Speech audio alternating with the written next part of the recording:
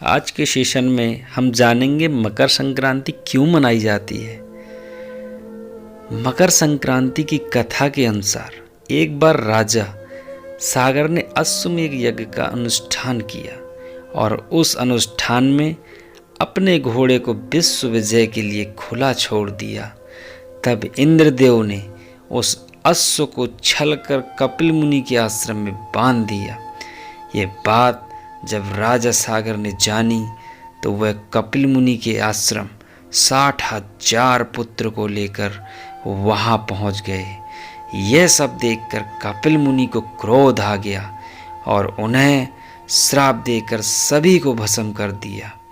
तब राजा सागर के पोते राजकुमार अंशुमान ने कपिल मुनि के आश्रम में जाकर उनसे विनती मांगी और अपने परिजनों के उद्धार के लिए समाधान पूछा। तब कपिल मुनि ने कहा, यदि तुम अपने परिजनों का उद्धार करना चाहते हो तो तुम्हें गंगा माता को धरती पर लाना होगा। यह सुनकर राजकुमार अंशुमान ने माँ गंगा को धरती पर लाने की प्रतिज्ञा ली और उन्होंने कठिन तपस्या करनी शुरू कर दी। राजकुमार अंशुमान के कठिन तपस्या के बाद भी माँ गंगा धरती पर नहीं आई। कठिन तपस्या की वजह से राजकुमार अंशुमान की मृत्यु हो गई। तब राजा दिलीप के पुत्र और अंशुमान के पौत्र भागीरथ ने घोर तपस्या की। उनकी तपस्या को देखकर गंगा माता बेहद प्रसन्न हो गईं। यदि गंगा माता स्वर्ग से सीधे धरती पर आती तो धरती पर प्रलय हो जाता। गंगा माता को बांध कर रखने की क्षमता सिर्फ भोलेनाथ में थी।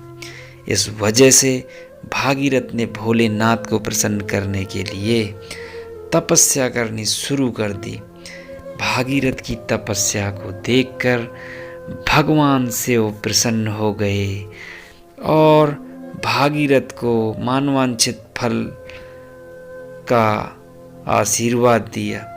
तब भागीरथ ने भोलेनाथ से गंगा माता को अपनी जटा में बांधकर धरती पर धीरे धीरे प्रवाहित करने की विनती की। तब भोलेनाथ ने भागीरथ की यह इच्छा पूर्ण की। भागीरथ ने माँ गंगा को कपिल मुनि के आश्रम आने का अनुरोध किया। कपिल मुनि के आश्रम में भागीरथ के पूर्वजों की राख रखी थी।